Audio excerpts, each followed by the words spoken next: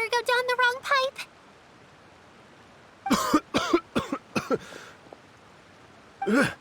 I think I'm okay now. Thank you so much. That was scary.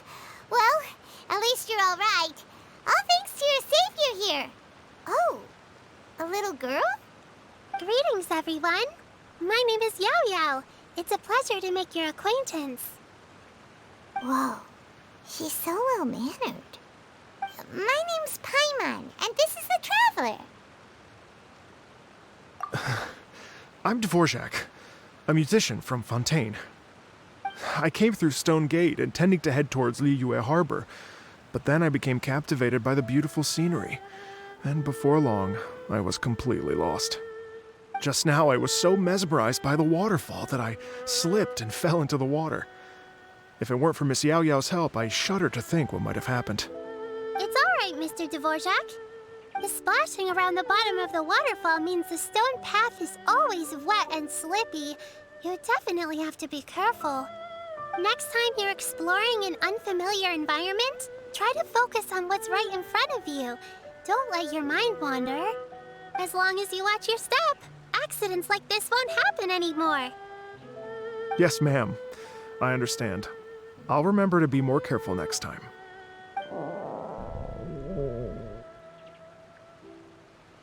Oh, are you hungry, sir? Oh, I'll be fine. Please, sir, it's quite all right. I was born and raised here in Liyue. It's only natural for me to extend my hospitality to any guests who are passing through. I expect you still have quite a long journey ahead of you. It's very important to keep your energy levels up. I still have some lotus flower crisps left in my backpack. Why don't we split them between the 4 of us? Aw, what a thoughtful kid! She even has some for Paimon! You're welcome. Mmm, so tasty. If only there were more. Having a healthy appetite is a good thing. It means Paimon's still growing. If I'd known I was gonna run into you, I would have made a second batch. Hope you're taking notes, Traveler. This is how you treat your Paimon. What do you think, sir? Are Liyue's snacks to your taste? I wonder if they're not sweet enough. No, they're perfect. When I was traveling through Mondstadt, I had a chance to try one of their moon pies. It had a meat filling, unlike these crisps. But apart from that, it seems like they follow a similar cooking process. Both are delicious in their own way. As for Fontaine's cooking, though, it's been a long time since I've had a taste of home. Sounds like you spend a lot of time on the road, huh? I do. It's part of my job. I'm one of the main organizers of the Iridescence Tour. Iridescence Tour?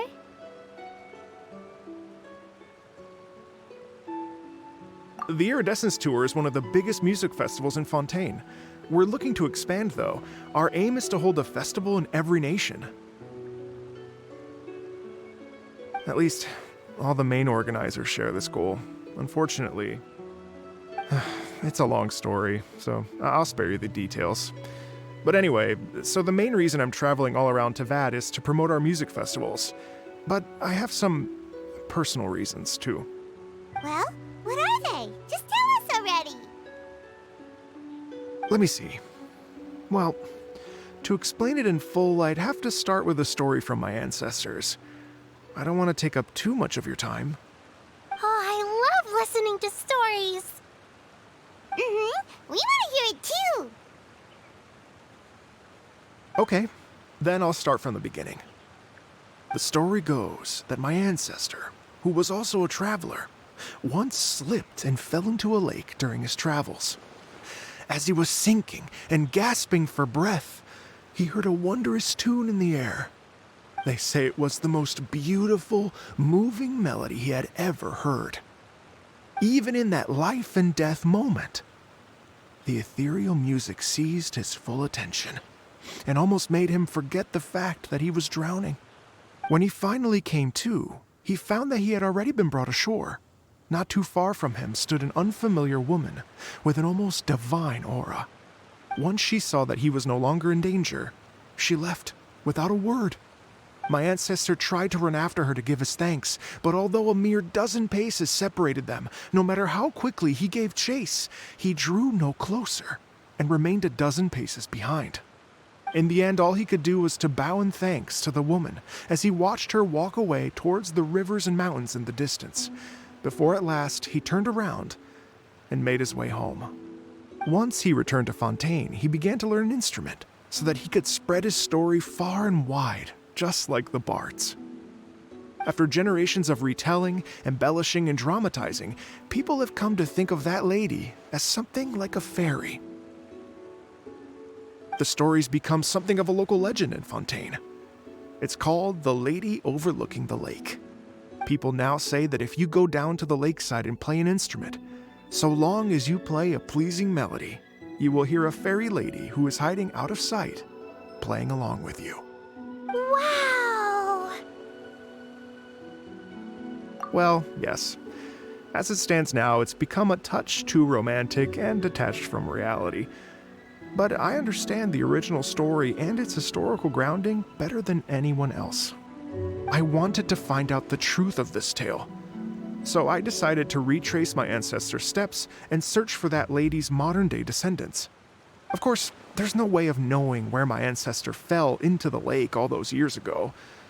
So I always knew that the search would be akin to looking for a needle in a haystack. I've spent many years on the road now, and I'm nowhere near as fit as I was in my youth. The wish that I've spent half my life chasing after has now become something of an obsession. Well, I haven't lived half of my life yet, but still, I understand how you must feel. Paimon too! It's like... imagine if you saved the center of a lotus flower crisp, which is the best part, by the way, because you wanted to eat it another day. But then suddenly, sploosh! It falls into the water, never to be seen again! Paimon would definitely remember that for the rest of her life. There's no need to feel sorry for me. I've made some progress over the years. For example, I've concluded that the story must have taken place in Liyue. Oh, so you finally found a lead? Yes, in fact, that's an intriguing story in and of itself. I'd always known that Mondstadt is the city of song and freedom, but more recently, I heard that the Anemo Archon returned to Mondstadt for a festival in the fall, and learned that he himself is a patron deity of music. So I prayed for the Anemo Archon's guidance in the Mondstadt Cathedral, and as soon as I set foot back outside the front gate, I noticed a cluster of leaves being blown in the wind further and further west, towards Stone Gate. A friendly local told me that this meant the wind was guiding me in the direction of Liyue, so I followed their advice and made my way here. Right? You get it. I knew I'd find someone that agrees with me eventually. Are you sure? It sounds a bit too much like one of those fake legends told by those treasure hoarder guys to scam gullible grannies from Jingsa Village. Rex Lapis has returned to the world. Just give me some incense and a little mora towards the travel fees, and I will pass your gift on to the Lord of Geo and ask him to keep you and your family safe and well. And so on and so on. Don't worry, Yaoyao. We have a lot of experience with deciphering omens and stuff. And anyway, you only got scammed if you handed over Mora, right? Actually, to express my gratitude, I did spend rather a lot of mora on several bottles of fine wine, which I left at the Statues of the Seven along the way. Oh dear. Well, how about this, ladies and gentlemen? Why don't I bring you all to Yujing Terrace to see Miss Ganyu? I don't know very many people, so I can't help you out much. But Miss Ganyu and the Qixing know just about everything. If you've been scammed, they'll help you get your Mora back. And if the wind was telling the truth, and you want to keep looking for that lady's family, they'll be the best people to ask. But you've already helped me so much. Well, I was gonna take some new medicinal herbs and plants I picked to Miss Ganyu anyway, so it's no trouble at all. You know what? It's been a minute since we saw Ganyu too. It should be nice to pay her a visit before Lantern, right? All right, well, my sincere thanks to you all. I will never forget your kindness. Okay, everyone, please follow me. I'll be your guide. Remember to watch where you're going, okay?